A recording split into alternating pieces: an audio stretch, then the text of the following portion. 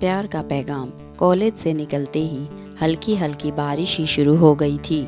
हम चारों सहेलियों को, रूपा, प्रिया, जिया और मैं चुलबुली, बिल्कुल अपने नाम के अनुरूप चुलबुली, बारिश में भीगना बहुत अच्छा लगता था। छाता जानबूझकर हम लोग नहीं ले जाते हैं। हम सब चल दिए मस्ती में। ऑटो लिया और भागते भागते कब घर पहुंच गए पता ही नहीं चला।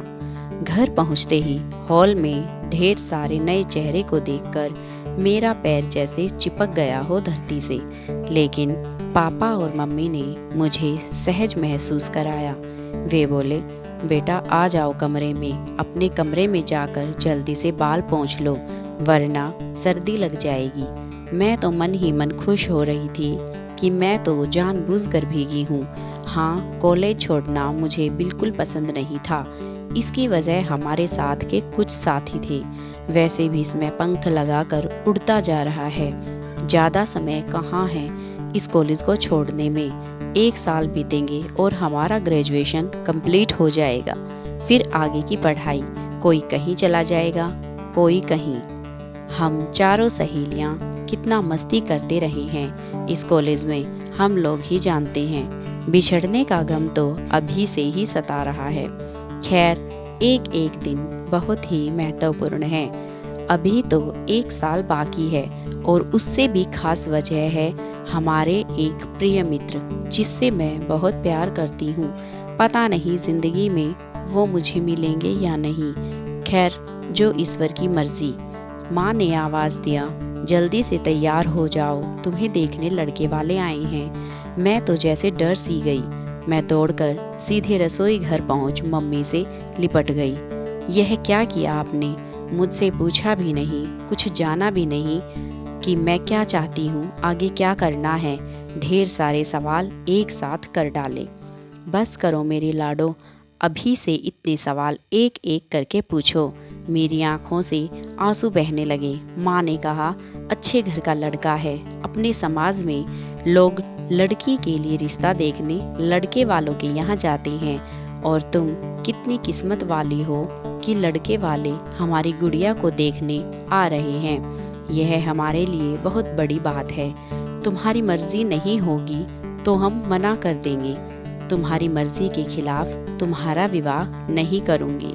मैं अपनी चुलबुली का चुलबुलापन नहीं खोना चाहती हूँ।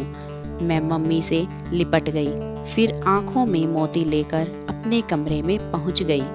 उदास मन से तैयार होते होते सोचने लगी कि किस तरह से राहुल से मुलाकात हुई थी। मेरा कॉलेज में नामांकन थोड़ा विलंब से हुआ था।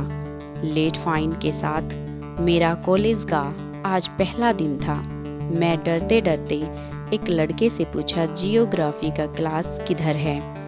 उसने कहा, बाएं से जाओ, वहाँ एक सीढ़ी मिलेगी, ऊपर पहुंचकर दाएं मुड़ जाना, वही तीसरी क्लास जियोग्राफी की है।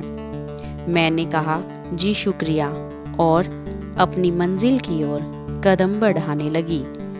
अपनी क्लास पहुंच गई। देखती हूँ कि वो लड़का मुझसे पहले आकर बैठा हुआ है। यह कैसे हुआ? मैं भी तो सीढ़ी से आई थी, मैंने तो उसे नहीं देखा। लगता हो जैसे उड़ के पहुंच गया। यही सोचते हुए उसकी ओर देखा। क्या गजब की आंखें थी। उसने शरारती भरी नज़रों से मुझे देखा। मैं झेप गई। उसके बाद कॉलेज जाती तो मेरी नज़रें उसे ही ढूंढती, न देखती तो बेचैन सी महसूस होने लगती थी।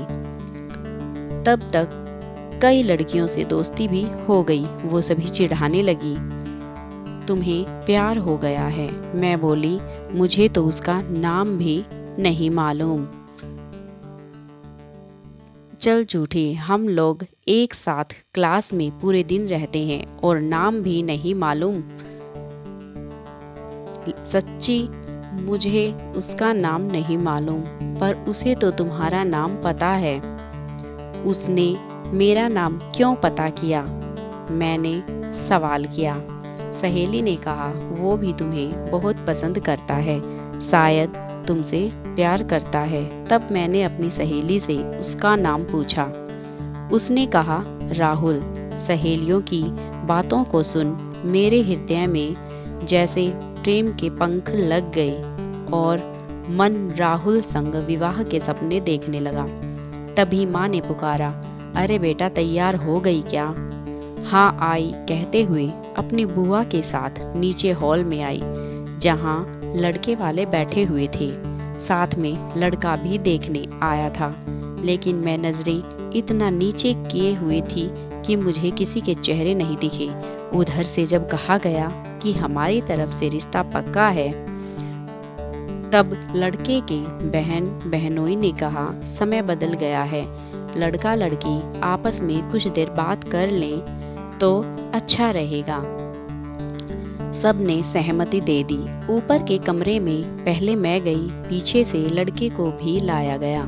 मुझे तो यह शादी करनी ही नहीं थी, इसलिए मैं उल्टा मुंह करके बैठ गई। मुझे ना तो लड़का देखना है ना शादी करनी है। तभी कानों को एक जानी पहचानी आवाज़ सुनाई दी, हमारे प्यार का पैगाम स्वीकार नहीं करोगी चुलबुली?